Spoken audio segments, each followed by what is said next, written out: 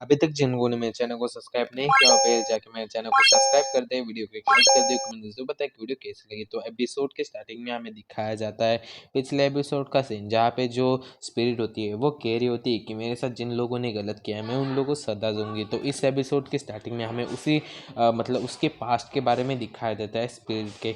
तो एपिसोड के स्टार्टिंग में हमें दिखाया जाता है जो स्पिरिट होती है वो आसमान में उड़ रही होती है और आसमान में बहुत ज़्यादा बिजलियाँ चमक रही होती है।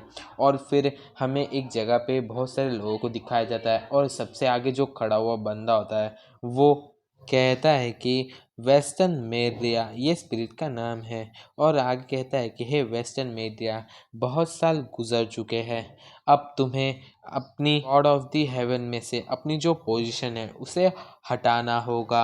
और फिर हमें उस बंदे का चेहरा दिखाया जाता है जो होता है लॉर्ड ऑफ सन। और वो आगे कहता है कि तुम बहुत सालों से हम सभी पे रूल कर रही हो और तुम हम सभी को आदेश देती हो हमें क्या करना है क्या नहीं। तो अब से तुम्हें इन सभी बातों को छोड़ना होगा। और फिर हमें स्पिरिट का सीन दिखाया जाता है जो हंसती है और कहती है कि क्या ये सब कुछ मैं कर रही हूँ, यहाँ पे अभी भी ऐसे लोग हैं जो मेरी बातों को सुनते हैं और मेरे आदेश को पालन करते हैं। ये तो तुम अपनी बात कर रहे हो कि तुम ये करना नहीं चाहते, तो तुम इतनी बकवास मत करो। और फिर हमें दिखाया जाता है जो लॉर्ड ऑफ सन होता है वो बहुत ज़्यादा ही गुस्सा हो जाता है और वो चिल्ला के कहने लगता है कि तुम मेरी बातों को नहीं समझ रहे हो, अब मुझे इसे करना ही होगा। क्विप किबलिंग को छोड़ो, उस पर डायरेक्टली हमला करो, आज हम जस्टिस के लिए लड़ाई करेंगे, हमला। और ऐसे कहते हुए बहुत सारे अटैक जो स्पिरिट होती है उसके ऊपर चले जाते हैं। और जो स्पिरिट होती है वो भी अपना एक अटैक करके उन सभी हमले को नोलिफाई कर देती है और अटैक करते हुए कहती है कि तुम्हारा अटैक तो एक मजाक के अलावा कुछ भी नहीं है। और तो और मैं तुम्हें इतनी बात बता दूं कि मैं खुद ही गॉड ऑफ हेवन हूँ और मेरे अलावा यहाँ पे जस्टिस कोई ही नहीं कर सकता, अब मैं ही जस्टिस करूँगी। और जो स्पिरिट होती है वो आगे कहती है कि जो लोग मेरी डिसरिस्पेक्ट करते हैं उन सभी को मुझसे माफ़ी मांगनी होगी या फिर उन लोगों को सबको मरना पड़ सकता है। और फिर हमें दिखाया जाता है जो स्पिरिट होती है वो अपना एक खतरनाक सा हमला तैयार करती है और फिर वो अटैक उन सभी लोगों के ऊपर कर देती है। और फिर हमें दिखाया जाता है जो लोग होते हैं वो ये देख के बहुत ज़्यादा घबरा जाते हैं। और फिर एक एक जन आता है जो लॉर्ड ऑफ सन होता है उसके पास और उससे कहने लगता है कि सर लॉर्ड ऑफ सन, हम सभी लोग मिलके भी उन्हें नहीं हरा पाएंगे क्योंकि वो मिलियंस ऑफ मतलब मिलियंस वर्ष से ही जो कल्टीवेशन है उसे कर रही है और उसकी कल्टीवेशन हम सभी से बहुत ज़्यादा है। हम लोग सभी मिलके भी उसे नहीं हरा पाएंगे, हमें पीछे हो जाना चाहिए। और फिर जो लॉर्ड ऑफ सन होता है वो कहने लगता है कि मैंने इस बारे में ज़रूर से सोचा था, इसलिए मैंने एक प्लान पहले से ही रेडी कर लिया है, तुम सभी को जैसा मैं कह रहा हूँ वैसा ही करना होगा। और फिर जो स्पिरिट होती है वो कहने लगती है कि जो हेवन है वो इतना ज़्यादा कमज़ोर कैसे हो गया। और फिर हमें जो स्पिरिट होती है उसके पीछे एक लड़की को दिखाया जाता है और वो हंस रही होती है। और फिर हमें दिखाया जाता है जो लड़की होती है वो स्पिरिट के पास चली जाती हैं और इस लड़की का नाम होता है ऑकेट्स फेरी। और ये कहने लगती है कि सिस्टर तुम्हें इतना ज़्यादा गुस्सा करने की कोई भी ज़रूरत नहीं है, ये लोग तो पागल हो चुके हैं, इसके ये लोग तुम पे हमला करना चाहती है, तो मैंने अपनी पावर्स को यूज़ करके एक ड्रिंक बनाई है, तुम्हें इसे पीना चाहिए, इससे तुम्हारी जो शक्ति है वो बढ़ जाएगी और तुम इन लोगों से बहुत ज़्यादा अच्छे से फाइट कर सकती हो।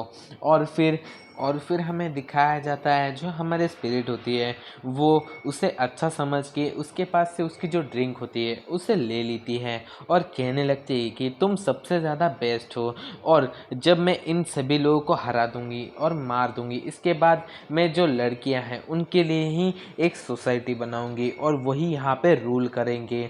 और फिर हमें दिखाया जाता है जो हमारी स्पिरिट होती है वो उस जो ड्रिंक होती है उसे पी लेती है और पीने के बाद उसे जो ड्रिंक का टेस्ट होता है वो कुछ अजीब लगता है और उससे कुछ समझ में आ जाता है। वो कहने लगती है कि इस ड्रिंक का तो टेस्ट, और फिर वो आगे कुछ कहने ही वाली होती है, तभी जो लड़की होती है वो स्पिरिट पे डायरेक्टली हमला कर देती है। और उसके हमले की वजह से जो स्पिरिट होती है उसके अंदर से उसकी जो एनर्जी होती है, या फिर कह लो कि जो स्पिरिट होती है उसकी जो आत्मा होती है, मतलब जो स्पिरिट बन चुकी हैं, वो बाहर निकलने लगती हैं। और फिर हमें उस लड़की को दिखाया जाता है बहुत ज़्यादा क्रीपी तरीके से वो कहने लगती है कि गुड बाय सिस्टर। और फिर हमें दिखाई देता है जो स्पिरिट होती है वो बहुत ज़्यादा ही चिल्ला रही होती है, और उसके अंदर से उसकी एक एनर्जी से बनी हुई वो खुद बन के बाहर निकलने लगती है। और फिर हमें दिखाया जाता है जो लॉर्ड ऑफ सन होता है वो अपने पास से एक स्क्रोल को जो स्पिरिट होती है उसके पास भेजने लगता है और कहता है कि हमें अभी उसे करना होगा। और फिर हमें दिखाया जाता है जो स्क्रोल होता है वो जो स्पिरिट की जो सोल होती है उसे अपने अंदर सक करने लगता है, उसे अपने अंदर एब्जॉर्ब करने लगता है। और फिर हमें दिखाया जाता है उसकी एब्जॉर्बिंग शुरू ही होती है। और फिर जो स्पिरिट होती है वो अंदर जाने से पहले कहने लगती है कि तुम लोगों को क्या लगता है, तुम लोग मुझे इस मैजिक टूल से इसके अंदर कैद कर सकते हो क्या।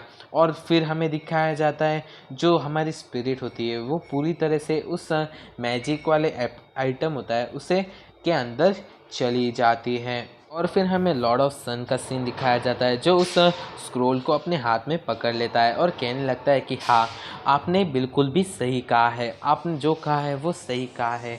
आपको ये स्क्रोल ज़्यादा देर तक नहीं रख सकता, आपको ये मैजिक आइटम जल्दी ही बाहर निकाल देगा।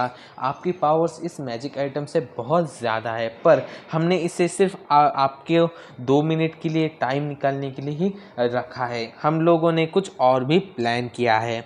और फिर हमें दिखाया जाता है जो लॉर्ड ऑफ सन होता है वो अपने पास से एक फॉर्मेशन को बाहर निकालता है और कहने लगता है कि ये फॉर्मेशन स्पेशली आपके लिए बनाई गई है, ये आपकी जो स्पिरिट है उसे इस दुनिया से, मतलब जो लॉर्ड ऑफ हेवन है उसमें से बहुत ज़्यादा दूर लेके चली जाएगी, और ये फॉर्मेशन खास आपके लिए ही बनाई गई है। और फिर हमें दिखाया जाता है और फिर वो अपने पास से जो स्क्रोल होता है उसे उस फॉर्मेशन के अंदर फेंक देता है। पर जो हमारी स्पिरिट होती है वो जाते हुए कहती है कि नहीं, मुझे मत फेंको, पर वो उसे उस फॉर्मेशन के अंदर फेंक देता है। और फिर हमें कुछ सालों बाद का सीन दिखाया जाता है जो हमारी स्पिरिट होती है वो हमें बताने लगती है कि फिर उसी डायमेंशन के अंदर कैद थी इतने सालों तक।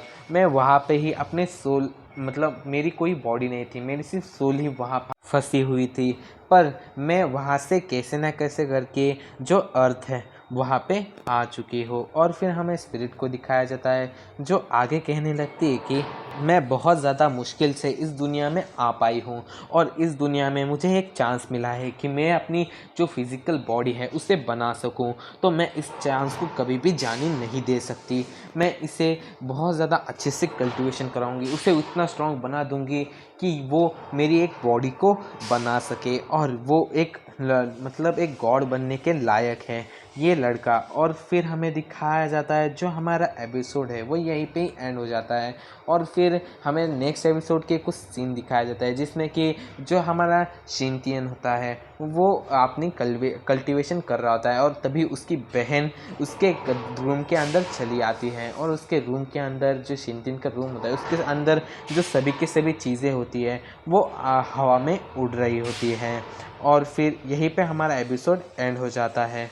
तो भाई लोग, एपिसोड कैसा लगा है कमेंट करके ज़रूर से बताएं। और मैं जो एंड गेम रिस्टार्ट है उसके जो एपिसोड है वो अभी नहीं डालूंगा, उस पर मैंने क्राइटेरिया रखा हुआ है, उस पर 100 लाइक होने के बाद उसका जो नेक्स्ट एपिसोड है मैं अपलोड कर दूंगा। तो प्लीज़ भाई लोग, आप सभी लोग जो एंड गेम रिस्टार्ट है उसे देख लीजिए, और उसका जो एपिसोड है उसको लाइक कर दीजिए। जो लेटेस्ट मैंने डाला था उसे प्लीज़ लाइक कीजिए, जिससे मैं उसका जो एपिसोड है वो जल्दी से बना के डाल सकूँ, और मैं इस सीरीज़ को भी आगे कंटिन्यू करने वाला हूँ। तो आपको ये सीरीज़ कैसी लगती हैं मुझे कमेंट करके ज़रूर से बताएं और वीडियो को एक लाइक कर दिया कीजिए, क्योंकि आप जब वीडियो को लाइक करते हो तो जो मेरी वीडियो है वो आगे बहुत सारे लोगों को रिकमेंड होती रहती हैं। तो प्लीज़ भाई लोग दबा के लाइक शेयर सब्सक्राइब ज़रूर से करना। तो मिलते हैं अगले एपिसोड में। Till then take care, bye bye.